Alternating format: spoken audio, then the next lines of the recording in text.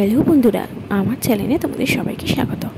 আমার পাখি পালকি লাইফস্টাইল, আমি আমার চ্যানেলের নামটা একটু চেঞ্জ করে দিয়ে পাখি পালকি লাইফস্টাইল রেখেছি। তো কেমন হয়েছে সেটা জানিও, কারণ আগে অন্য একটা নাম ছিল, সেটা যেন মনে হলো যে চেঞ্জ করে দিই, তার জন্য চেঞ্জ করলাম। তো এইটা হচ্ছে আমার রবিবারে ব্লগ।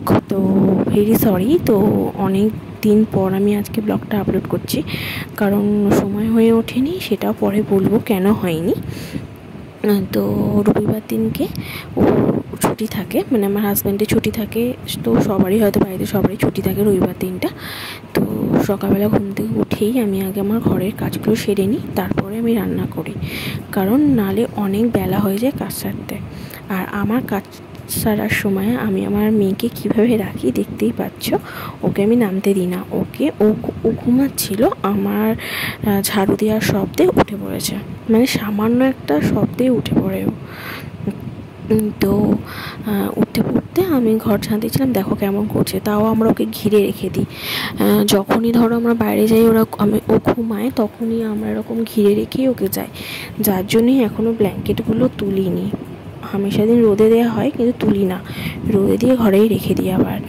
তো ঝাড়ু দেওয়া হয়ে গেছে, এবার আমি ঘরদোর মুছবো, মুছে তারপরে রান্না বসাবো। আগে ফার্স্টে ওকে সব কিছু করবো, মানে মোটামুটি ওটা তখন প্রায় বাজে 10:30 11টার দিক করে বাজে। আর সেদিনকে আর আমার বড়োরও শরীরটা ভালো ছিল না, ওই জন্য সকাল সকাল বাজার যায়নি, বললো তাহলে বেলায়, আমাদের এখানে বেলা অবধি বাজার থাকে, তাই কোনো প্রবলেম হয় না। তো ও বাজারে যাবে বলে রেডি হলো। আর ওর বাবাকে দেখে তো, মানে ওর পাপার সাথে সবসময় ওর চাই, রবিবার মানেই ওর পাপাকেও চাই। আর মানে সারাদিনই মানে বলতে পারো সেদিন খুব দুষ্টুমি করে, ঘুমায় না, ভালো করে খায় না, কিছুই করে না। তো তারপরে তোমার আমি ঘরদোরটাও মুছলাম, সেটা হয়তো ব্লগে দেখাতে পারিনি। ঘরদোর আমার মোছা হয়ে গেছে, আর ও এখানে খেলা করেই যাচ্ছে। তো এরপরে ওকে নিয়ে আমি ওকে আগে চান টান করাবো, ওকে আগে ফ্রেশ করে তারপরে আমি রান্না বসাবো। নাহলে কী বলো তো, রান্না করতে করতে ওকে ফ্রেশ করা খুব অসুবিধা হয়, যার জন্য আমি ওকে আগে ভালো করে চান টান করিয়ে তেল ম্যাসাজ করে সব কিছু করে তারপরে আমি আমার রান্নার দিকে কাজ দেবো। তাছাড়াও ও দোকানপাট করে আনবে, তারপরেই হবে রান্না বান্না। তো ওখানে খেলা করছে, তোমাদের সেই মুহূর্তটা তো এই যে এসেছে, এই দেখো না, ওকে দেখলে আর মানে আর ওর সইবে না, শুধু ওর কাছে যাওয়ার জন্য ছটপট ছটপট করবে। আর রবিবার মানে তো জানো বাড়ির কত কাজ থাকে।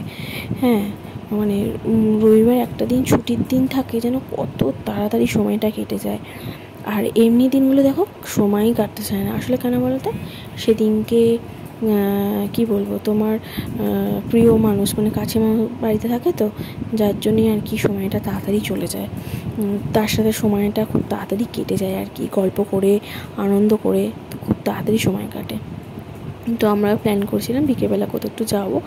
তো মেয়ের 2-1 জামা গরমে কেনার ইচ্ছা ছিল, সেই হিসাবে তোমার যাবো বলে প্ল্যান করলাম। তারপরে দুপুরবেলা রান্না করলাম, সেটা দেখাতে পারিনি, এত কাজের চাপে দেখানো হয়নি। তো চলো কী কী রান্না করেছি সেগুলো তোমাদের দেখিয়ে দিই।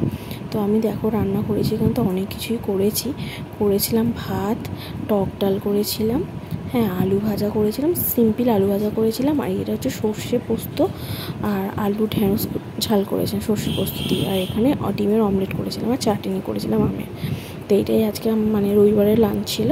তারপরে বিকেলবেলা আমার মেয়ে ঘুমিয়ে টুমিয়ে উঠে ওকে খাওয়াবো বলে ওকে ওর খাবারটা আবার রেডি করে নিয়ে এসেছি। তো আমরা ঘুরতে বেরোবো, ওরই জামা কাপড় কেনার জন্য আমরা রেডি হব।